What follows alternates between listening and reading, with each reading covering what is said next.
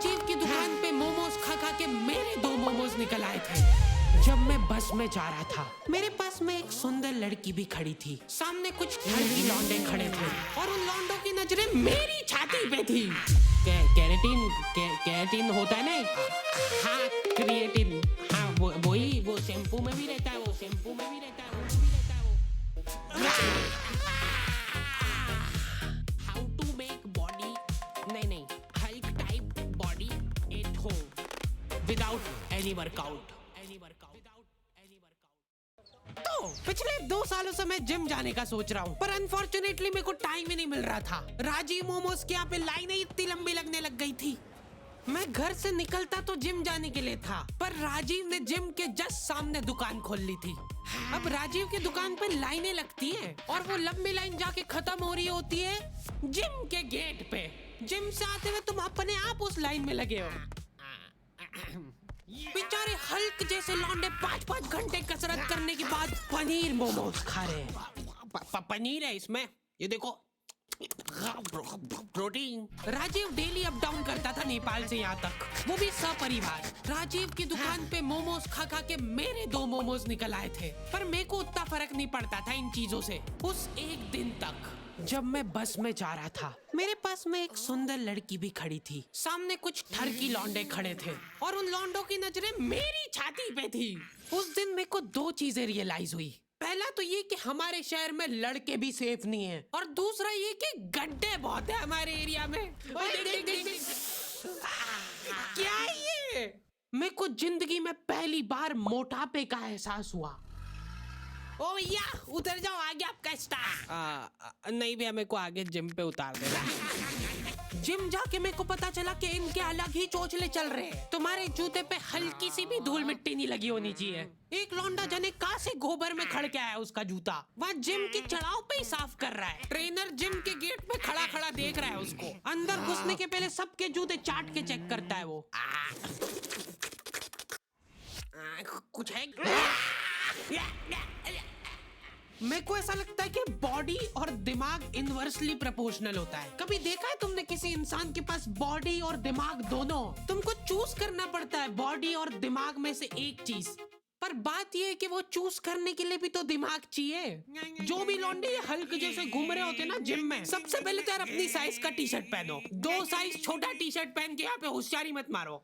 ऐसा लगता है दिमाग बेच के प्रोटीन पाउडर लेके आए हैं। जिम करने के पहले प्रोटीन पी रहे, जिम करते करते प्रोटीन पी रहे, जिम के बाद भी प्रोटीन पी रहे, उसके बाद भी तुमको बॉडी दिखाने के लिए 2 साइज छोटा टी शर्ट पहनना पड़ रहा है। जिम में लौंडे लोग ड्रग डीलर जैसे मिलते हैं। बैकग्राउंड में न जाने कौन सा पंजाबी गाना चल रहा है और यहाँ पे 2 लौंडे हाथ मिलाने की कोशिश कर रहे हैं। एकदम कोऑर्डिनेशन चाहिए यार जिम में हाथ मिलाने के लिए। पिछली बार मैंने जिम इसीलिए छोड़ा था क्योंकि ट्रेनर ने मेरे से हाथ नहीं मिलाया था। मैंने उसके लिए दोस्ती का हाथ आगे बढ़ाया था, इग्नोर कर दिया उसने मेरे को, क्योंकि उसका पूरा ध्यान लड़कीबाजी में था। वैसे एक बात बताओ, करोगी क्या इतनी कसरत करके? घर जाके तो रोटी ऐसी गली हरकतें करोगे तो पिटोगे ही ना। अगर तुम सच्चे में किसी को डेट करना चाहते हो तो हैपन यूज करके देखो ना। क्या? हैपन एक रियल लाइफ डेटिंग ऐप है जहाँ पे तुम उन लोगों को डेट कर सकते हो जिनके साथ तुमने पाथ क्रॉस किया हो। हैपन पे मेरे को भी लड़की मिल सकती है?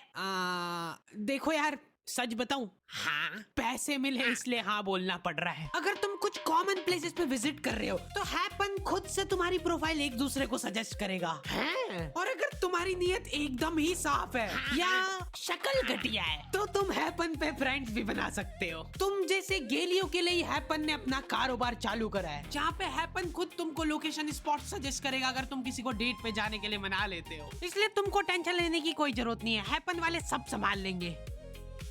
इधर मैं हाथ आगे बढ़ा के खड़ा हूँ, आसपास के सारे लोग कसरत करते हुए रुक गए। मेरे ऊपर प्रेशर बन गया कि भाई अब तो हाथ मिलाना ही पड़ेगा। भैया हाथ मिला लो मेरे से। पैसे अभी दे रहे हो के खाते में लिखो। हमारा ट्रेनर खुद जिम में ड्रग बेचता था। नहीं उठ रहा ना, नहीं उठ रहा ना, नहीं उठेगा, ऐसा नहीं उठेगा। अब उठाओ। एक मोटा आदमी डेली 10 मिनट ट्रेडमिल चला के हाथों हाथ वजन चेक करता है, उसके बाद 5 मिनट साइकिल चलाएगा, फिर वजन चेक करेगा।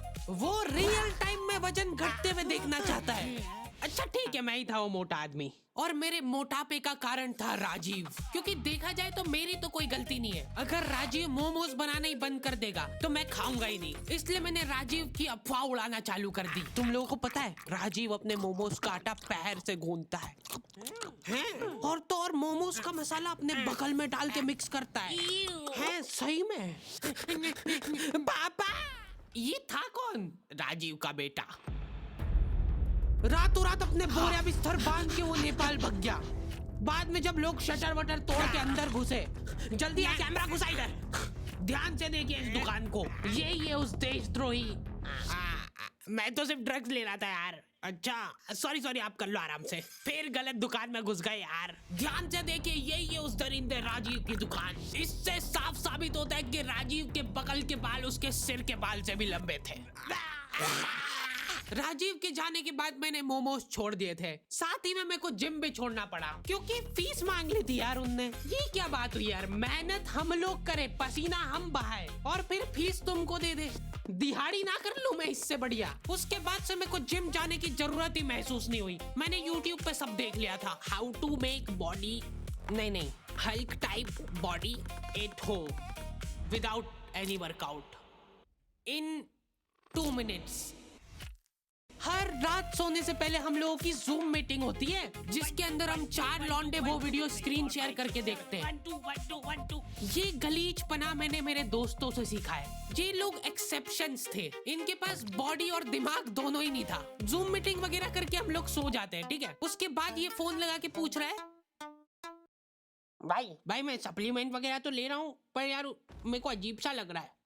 क्या ले रहा है भाई तू? कैरेटीन होता है ना। हाँ क्रिएटिन, हाँ वही वो शैम्पू में भी रहता है वो, है ना, तो वो मैं पी रहा हूँ डेली। क्या? कहीं पे भी तुमको निहायती गलीच लोग दिख जाए ना, समझ जाना मेरे दोस्त है वो। रुक, वो देख, वो राजीव के बेटे जैसा नहीं लग रहा है? राजीव कभी नेपाल गया ही नहीं था। अरे यार फिर गलत दुकान में घुस गए अपन। उसने हमारे जिम ट्रेनर के साथ हाथ मिला लिया था और ट्रेनर ने हाथ मिला भी लिया। मेरे से क्यों नहीं मिलाया था? अब ये लोग साथ में मिलके मोमो में ड्रग डाल के बेचते हैं। और न जाने कहां से राजीव का बच्चा मिल गया मेरे गलीच दोस्तों को। कहां से लाया ये पतंग? भैया वो मेरी, इधर दिखा, दे दो ना मेरी पतंग, दे दो। देख भाई, अब अपने पास 2 ऑप्शन है, या तो अपन इससे पतंग छीन ले या फिर इसकी पतंग तोड़ दे। नहीं। क्या कहता है? देख भाई, अगर तो अपन इसकी पतंग छीन के ले जाते हैं तो उसकी याद में 10-15 दिन तो रोएगा, पर उसके बाद धीरे धीरे भूल जाएगा। पर अगर अपन ने इसको तोड़ के दे दी वापस, तो ये हर दिन दुखी होगा, हर दिन रोएगा टूटी हुई पतंग देख के। ठीक है, तो तोड़ देते हैं। मैं एकदम प्रो हुआ करता था, पतंग उड़ा के अगर कोई मेरे को दे दे तो उसको नीचे लाने में। हाँ पीछे जा, और हाँ अब दे उड़ंची, मांझा पकड़ जल्दी। मैं जिसके साथ भी पतंग उड़ाने जाता था मेरे को मांझा पकड़ा देते थे वो। मैं मन ही मन सोचने लगा था कि कहीं ऐसा तो नहीं कि मैं बहुत ही अच्छा मांझा पकड़ता हूँ, मेरे से अच्छा कोई मांझा ही नहीं पकड़ सकता है। बहुत जल्दी दूर हो गई मेरी ये गलतफहमी, क्योंकि मैं वो भी ठीक से नहीं कर पाता था। जल्दी डील दे। हाँ थोड़ी और, बस थोड़ी सी देते जा, बस बढ़िया। लेकिन मेरे को कभी खुद में कमी महसूस नहीं हुई। मेरे को लगता था पतंग में ही दिक्कत है। क्या लगता है कागज वाली अच्छी के पन्नी? कागज हल्का होता है कि पन्नी? घनघोर डिस्कशन के बाद सब्जी वाले से जो लड़ के पन्नी ली थी मम्मी ने, वो पन्नी पे गट्टी का धागा बांध के उसकी पतंग बना के उड़ाता था मैं अपने स्ट्रगल के दिनों में, क्योंकि मम्मी को नफरत हो गई थी पतंग से। उन्होंने न जाने कौन सी न्यूज में देख लिया था कि ये मांझे के धागे से लोग कट कट के मर रहे हवा में। महामारी हो गई पूरे शहर में। आतंकवादियों ने बम बनाना अब छोड़ दिया है। मांझे से कश्मीर काट के ले जाएंगे वो लोग।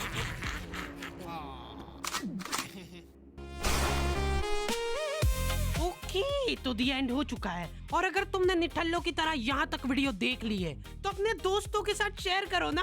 करो, अभी तक नहीं करा ना, जल्दी से करो, फटाफट कर दो। मेरे साथ और ज्यादा बकलोली करना है तो तुम लोग इंस्टाग्राम पे भी आ सकते हो।